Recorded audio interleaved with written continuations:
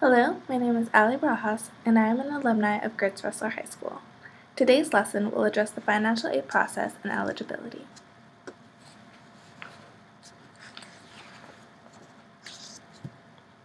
We will cover the basics of financial aid, along with the processes and the different types of aid. I will also discuss some tips that will assist you with applying for aid.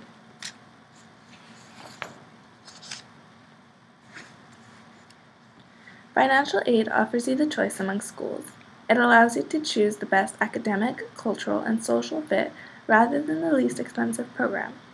All students should apply for financial aid, even if you feel that you would not qualify for aid. While most colleges expect you and your family to contribute toward your education, financial aid can help narrow the gap between your resources and your costs.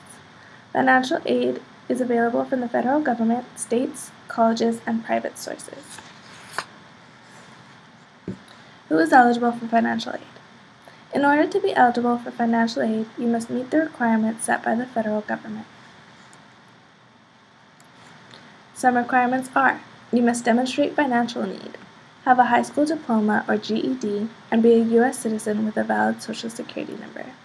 To read further requirements, go to studentaid.gov.edu.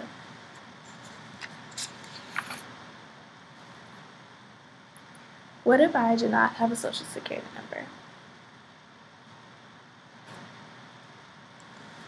If you do not have a valid Social Security number, you can still receive some forms of financial aid, mainly scholarships.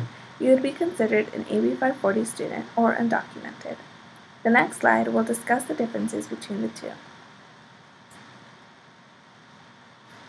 As stated, you would be eligible for scholarships, either outside scholarships that you apply for or scholarships given by the institution you are applying to. There are millions of dollars available to students that are not citizens of the U.S. You would need to find the scholarships that do not require being a U.S. citizen. Some scholarship sites would be given at the end of the presentation and can also be found on our school's website. Along with outside scholarships, some institutions will grant scholarships to students that are not U.S. citizens.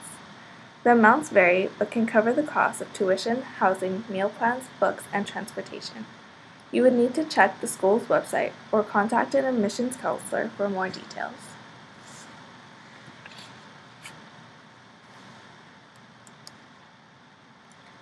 This slide discusses the differences between an AB 540 student and an undocumented student. There are new laws in the works, such as the DREAM Act, that are created to further support undocumented students.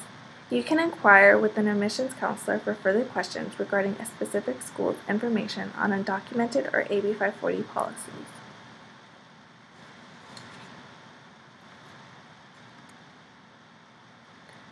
Listed here are the different types of financial aid. Financial aid ranges from grants, scholarships, work study, and loans.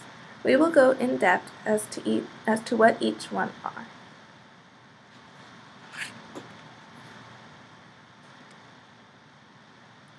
To understand financial aid, you must first understand need-based aid versus non-need-based aid.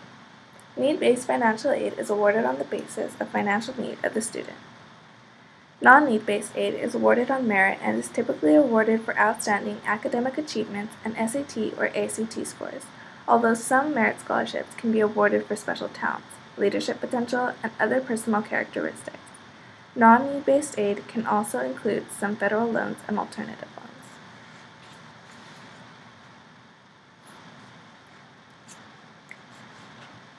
Need-based aid can include grants.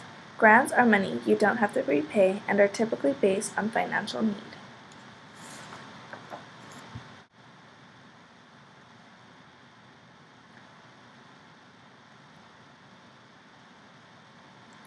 Listed are the federal grant programs. Eligibility depends on your financial need. Amounts can change with new legislations and your school's funding.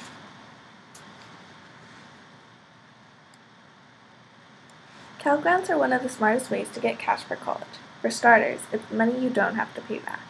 If you're a graduating high school senior or a recent graduate, meet academic, financial, and eligibility requirements, and submit 2 forms by the Cal Grant deadline, you may receive a Cal Grant.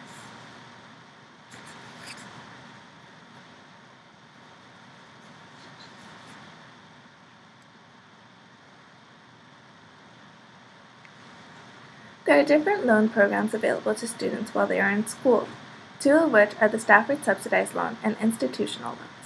Stafford loans are federal loans and the amounts are set by the government and depend on how many credits you have. The interest rate is also set by the government and does not start accruing until after you have graduated or are no longer enrolled. Work study is also dependent on financial need and lets you earn money in certain jobs or on or off campus to help pay for your education. It is a work-to-earn program, meaning you must work in order to be paid. The amount offered to you is the total amount you are able to earn.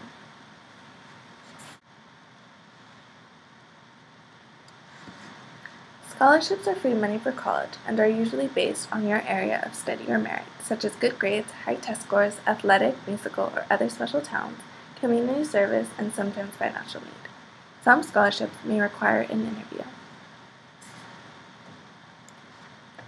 Non-need-based student loans include Stafford Unsubsidized Loan, Federal Parent Plus loans, and alternative loans. The Stafford Unsubsidized Loan is a federal loan and the amounts are set by the government and depend on how many credits you have. The interest rate is also set by the government and does start accruing once you have received the funds. The Federal Parent Plus loan is a loan in your parent's name. The alternative loan is a private loan that a student can apply for, although they may need a cosigner because of age. How to apply for this aid. FAFSA, FAFSA, FAFSA. You must complete the FAFSA in order to be eligible for aid. Remember, the FAFSA is free to complete. You must have your FAFSA completed by March 2nd in order to be eligible.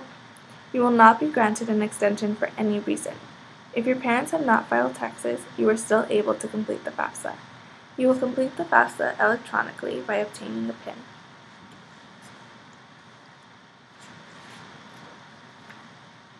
Similar to the FAFSA, you must have your Cal Grant GPA verification form completed by March 2nd.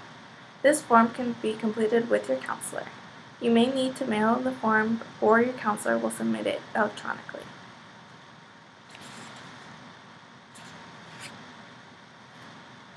Now what? You should be applying for scholarships all year long starting in the 9th grade. You cannot complete the FAFSA till January of your senior year, but you can complete the FAFSA Forecaster.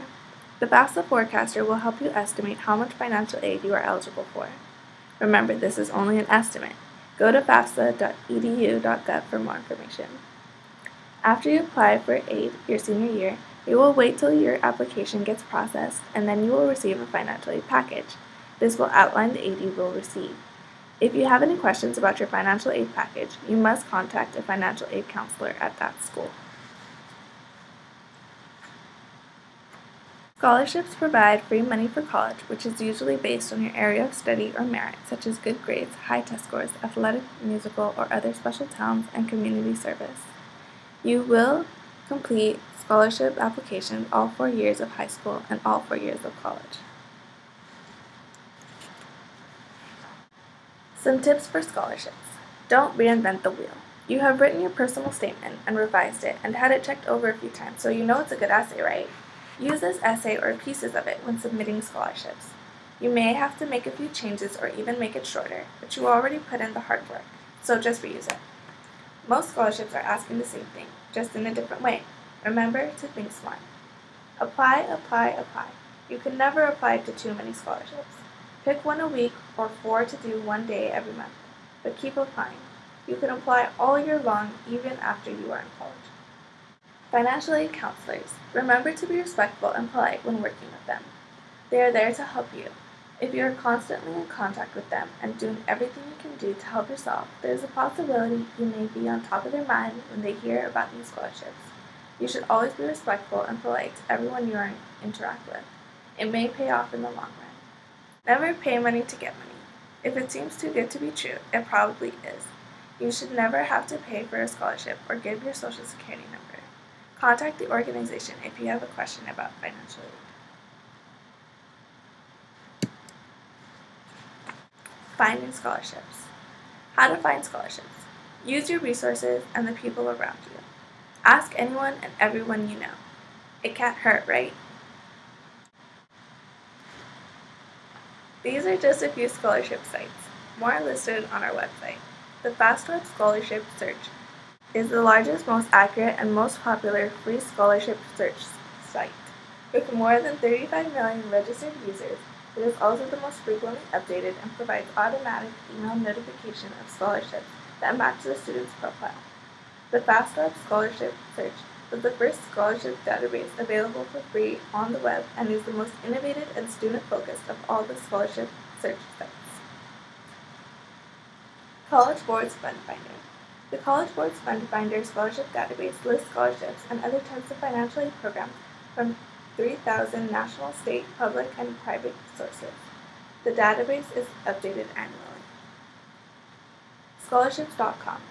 The Scholarships.com database has good coverage of awards and a fairly precise match, but some of the scholarship entries in the Scholarships.com database appear to contain old information.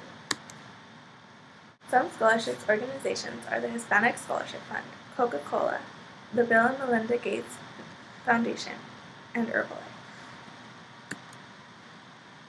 Questions?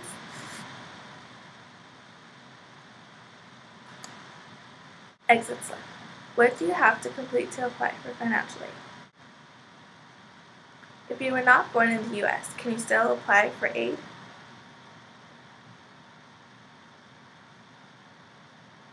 When should you start applying for scholarships?